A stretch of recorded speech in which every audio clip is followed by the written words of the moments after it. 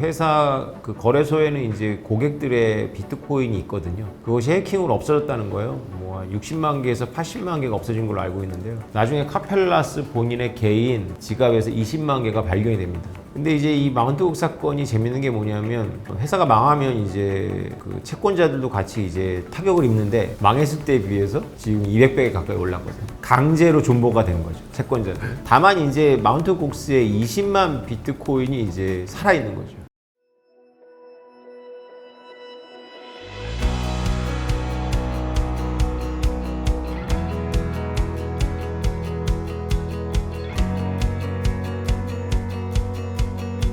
네, 교수님, 이번 질문은 마운트곡스에 대한 이야기인데요. 마운트곡스가 한때는 비트코인 거래 점유율 70%를 차지할 만큼 이제 세계 최대 거래소로 유명했다고 하는데, 해킹으로 비트코인을 잃고 파산을 했었는데요. 지금 이제 이 마운트곡스의 채권 상환이 임박을 하면서 투자자들이 차익 실현을 위해서 대거 물량을 시장에 내놓을 수도 있다 라는 기사가 언급이 되고 있습니다. 또 마운트곡스에 대해서 이 배경 지식을 또 모르시는 분들도 계실 것 같아서 짧게 그 히스토리에 대해서 말씀해 주시면 감사하겠습니다. 네, 마운트곡스라는 거래소는 원래 비트코인하고 무관하게 있었던 걸로 알고 있어요. 근데 이제 마운트곡스가 최초로 비트코인을 상장시킨 거래소고요. 한때는 점유율 100%였던 거죠. 통계를 잡을 수 없는 이제 P2P 거래가 있었겠지만, 그러다가 이제 마운트곡스, 그러니까 달러 기반 거래소입니다. 근데 이 거래소가 일본의 신주쿠로 가요. 그러면서 이제 주인이 바뀌고, 그 주인이 프랑스인인 카펠라스라는 분인데, 그러다가 이제 중국계 거래소들이 막 생기면서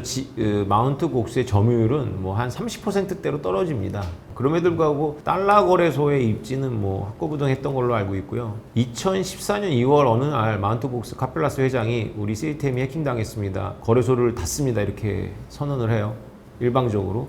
그리고 나서 이제 일본 법원과 미국 법원에 마운트곡스 파산 신고를 합니다. 내용인즉슨 회사 그 거래소에는 이제 고객들의 비트코인이 있거든요. 그것이 해킹으로 없어졌다는 거예요. 뭐 60만 개에서 80만 개가 없어진 걸로 알고 있는데요. 나중에 카펠라스 본인의 개인 지갑에서 20만 개가 발견이 됩니다. 근데 이제 이 마운트곡 사건이 재밌는 게 뭐냐면, 회사가 망하면 이제 그 채권자들도 같이 이제 타격을 입는데, 전 세계에 있는 채권자가 타격을 입었어요. 근데 문제는 뭐냐면 이들이 같이 부자가 돼버렸습니다. 왜냐하면 망했을 때에 비해서 지금 200배 가까이 올랐거든요. 그러니까 강제로 존버가 된 거죠, 채권자들. 추가로 자기들이 살 수도 있지만 팔지 못했으니까. 이게 진짜로 해킹인지 아니면 경영자의 어떤 그런 농간인지가 처음에는 굉장히 그 논쟁이 됐었어요. 그래서 일본 법원이 카펠라스 CEO를 기소를 해서 법원에서 유죄 판결을 내리고 1년 동안 일본 법원에 있습니다. 근데 재밌는 일이 벌어져요. 비트코인 고고학이라는 이제 분야가 있는데, 비트코인 트랜잭션을 추적하면 거기에 흔적들이 있거든요.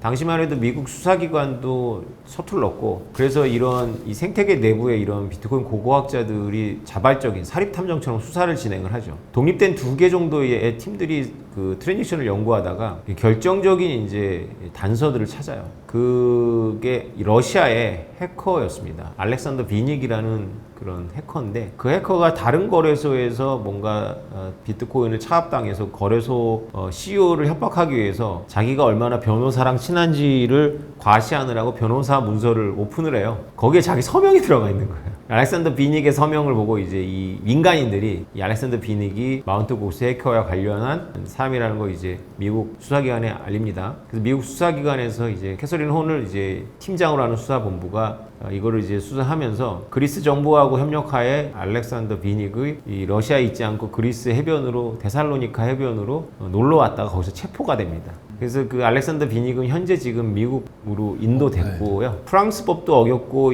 미국 법도 어겼고, 뭐 러시아 법도 어겼는데, 러시아 송환 요청을 이제 그리스 정부가 부정하고 이제 일단 프랑스로 보냈다가 프랑스에서 미국으로 왔는데, 이렇게 재판만 한 200년을 받아야 된다고 하더라고요.